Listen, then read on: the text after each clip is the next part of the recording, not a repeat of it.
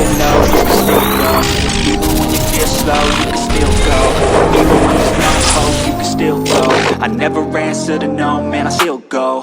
Go, go, go, go, go, go, go, go. Brian Giles with Brian Giles MTG. Hoo-ha! We're back with more Outlaws of Thunder Junction spoilers. Starting off, we have another interesting card in Outcaster Trailblazer. So, he's a green and 2 for a 4/2 human druid. When he enters the battlefield, enter 1 mana of any color. Whenever another creature with power 4 or greater enters the battlefield under your control, draw a card. And you can plot him for a green and 2. So you get an extra mana when he ETBs, and he's Garrick's Uprising on a body. Hoo-ha!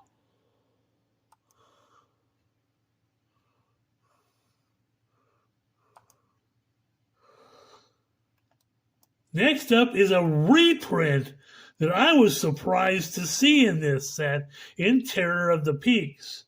Now, I know the people that hate reprints are going to say, this is going to bring down the value.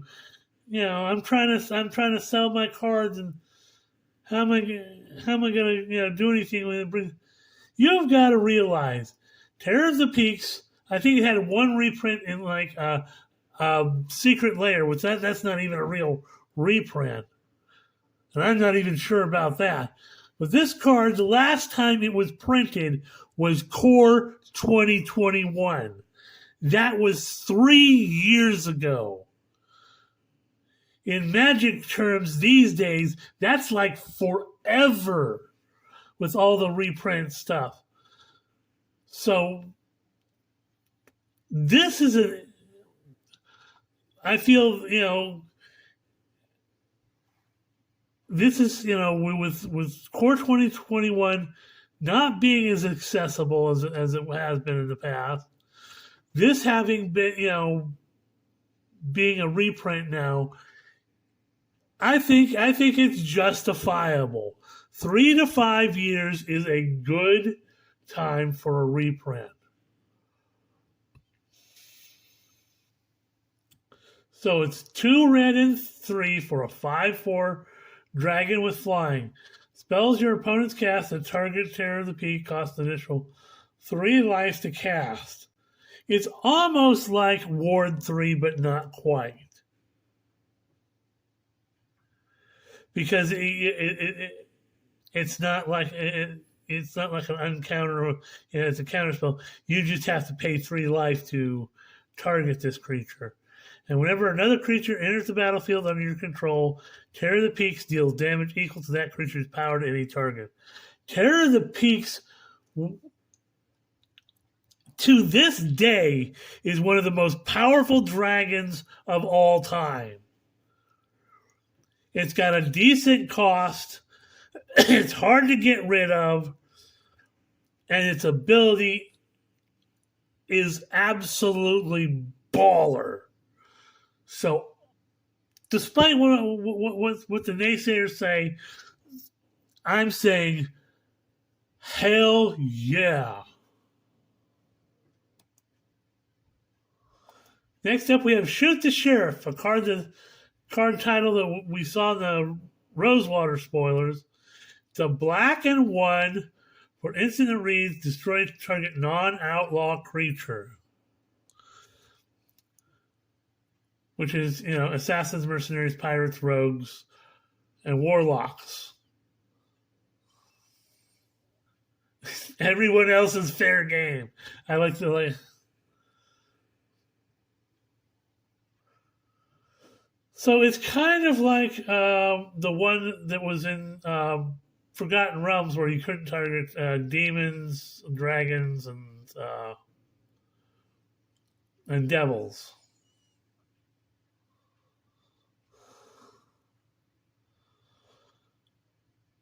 But targeting, this is going to be a sought-after removal spell for this set. Next up, we have Smuggler Surprise. Another spree card. Its initial cost is a green mana, has spree. Pay 2 generic more, mill 4 cards, and you can put up to 2 creature and or land cards from among the milled cards into your hand.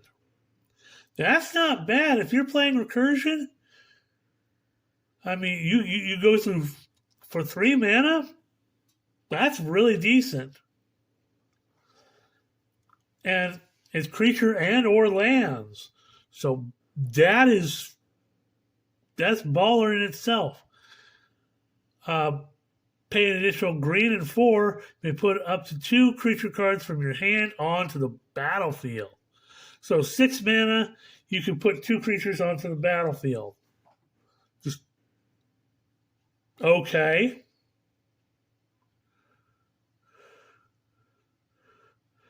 And for another generic mana, creatures you control with power 4 or greater gain hexproof and indestructible till end of turn.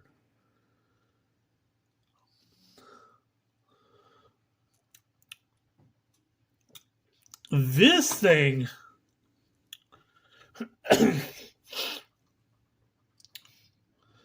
it has 3 really powerful abilities stacked in a card that gives you a lot of versatility in your spell casting. So this is powerful. I like this card. Next up, we have Hellspur Brute. A red and 4 for a 5/4 Minotaur Mercenary with an affinity for Outlaws, which means it costs 1 less for each assassin, mercenary, pirate, rogue, and or warlock you control. So if you got an outlaw deck, it's nice, and it has trample too. So if you've got, especially if you're having a deck that's pumping out those little mercenary tokens, this guy could be really baller and be really cheap. So hoo-ha, I like him. Then we have Nimble Brigand. A blue and 2 for a 1/3 human rogue. It can't be blocked if you've committed a crime this turn. And whenever it deals combat damage to a player, draw a card. Okay, that goes well with some of the deck strategies we've seen. Next up, we have Raiders Loot. So while this is in Japanese, we got the translation at the bottom here. So it's 3 mana for an artifact that reads, whenever you commit a crime, put a loot counter on Raiders Loot. This ability triggers only once each turn. You can tap it to add a mana of any color, or pay 2 and tap it and remove 2 loot counters from it to draw a card. So it's a mana rock with some card draw. Not bad. Probably really good and limited. Then we have one more round. So it's 2X, 2 generic, and a white for a sorcery that reads, exile any number of creatures you control. Return those cards to the battlefield under its owner's control. Repeat this process X times. Which is another one of the Mark Rosewater spoiler card. So it's a your side only board blink. It's pricey, but if you've got a lot of ETB things going on, That could change the game entirely. Next up is an entirely powerful card, Camball Greedy Mare. So a white and black and one for a 2/4 legendary human, probably human noble, I would say. It says whenever one or more tokens enter the battlefield under an opponent's control, you may create a tapped copy of each of them. This ability triggers only once each turn. Whenever one or more tokens enter the battlefield under your control, each opponent loses 1 life and you gain 1 life. Whoa! Can somebody say Mondrak? Donnie Mommy?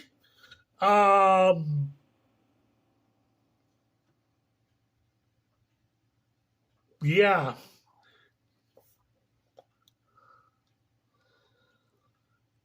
Talk about being trigger happy. Oh my god. You put this thing in with Mondrak. She.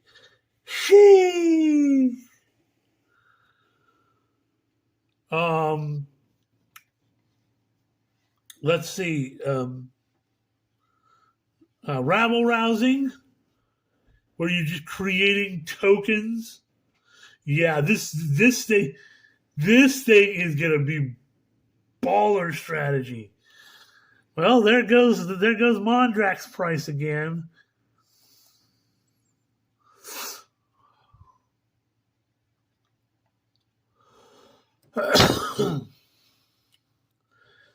Next up, we have Intrepid Stable Master. So it's a green and 1 for a 2/2 human scout with reach.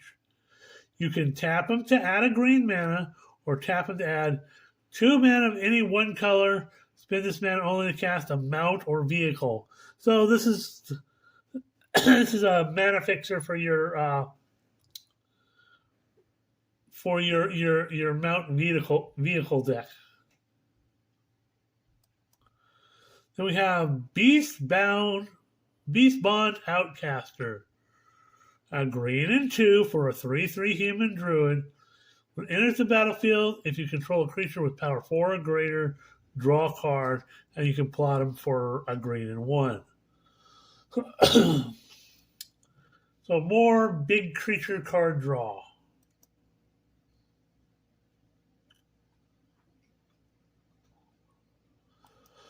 Then we have Boneyard Desecrator. A black and 3 for a 3/4 zombie mercenary with menace. Pay a black and 1 and sacrifice another creature. Put a +1/+1 counter on Boneyard Desecrator. If an outlaw was sacrificed this way, create a treasure token. Okay, so he's in that that sacrifice deck that we've been, the sacrifice deck strategy we've been seeing arise. And he cares just, he make treasures. Okay, I'm down with that.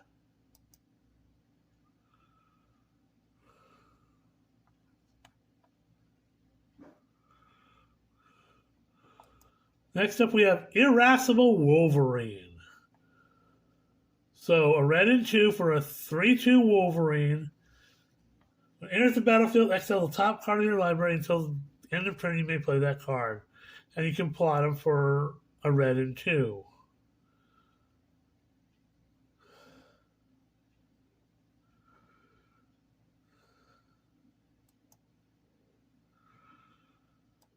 We have Dance of the Tumbleweeds. Another spree card for a green and 1 initial cost. You get a sorcery with spree.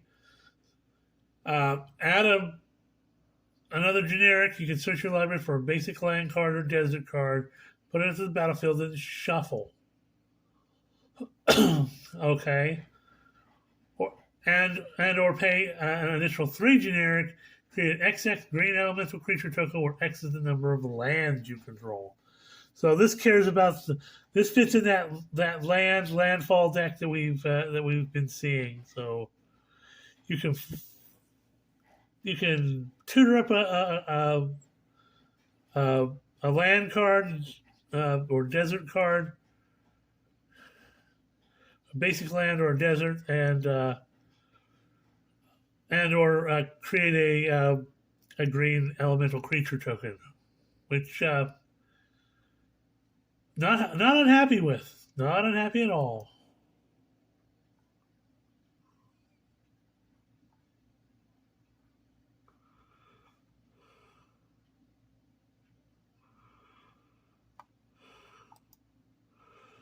Okay, next up we have Jin of Fool's Fall. A blue and 4 for 4/3. Jin with flying, and you can plot him for a blue and 3.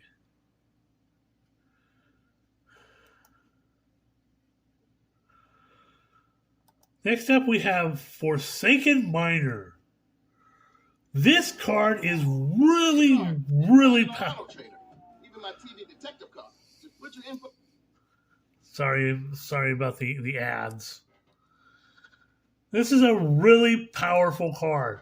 For a single black mana, you get a 2/2 skeleton rogue that can't block, which isn't bad if you for something with this type of power. But whenever you commit a crime, you may pay a black. If you do, return for a second miner from your graveyard to the battlefield. He doesn't come back in tapped or anything. He just can't block. This guy is going in my skeleton deck immediately. I mean, immediately. This is a powerful 1-drop skeleton. You get a 2/2. The only drawback is he can't block. But in the skeleton deck that I have, I really don't care about that. Because he can continue to come back as long as you're committing crimes. And if you're playing black, you've got plenty of removal on hand. Next up, we have Rustler Rampage. So it's another spree card with an initial cost of 1 white mana. For an instant spree, pay an additional 1 and tap all creatures target player controls. Pay an additional 1 generic. Target creature gains double strike till end of turn.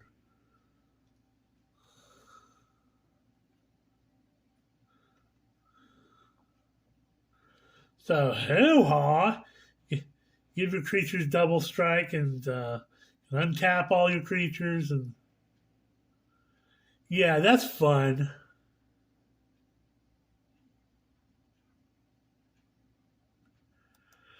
Next up, we have Slick Sequence.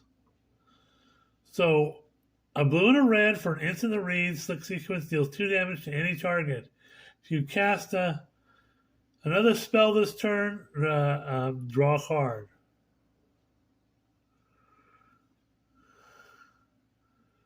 So some card draw and a little bit of damage going on there. So hoo-ha.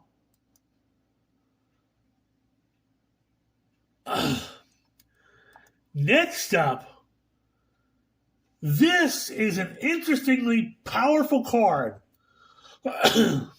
This is Stingerback Terror. So for 2 red and 2 generic, you get a 7/7 Scorpion Dragon with flying and trample. The only drawback is it gets -1/-1 for each card in your hand. And you can plot him for a red and 2.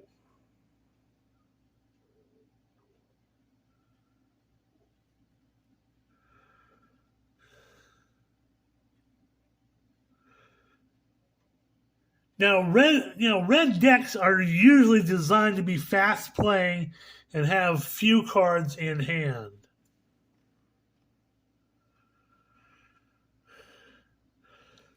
So, for this to do what it does,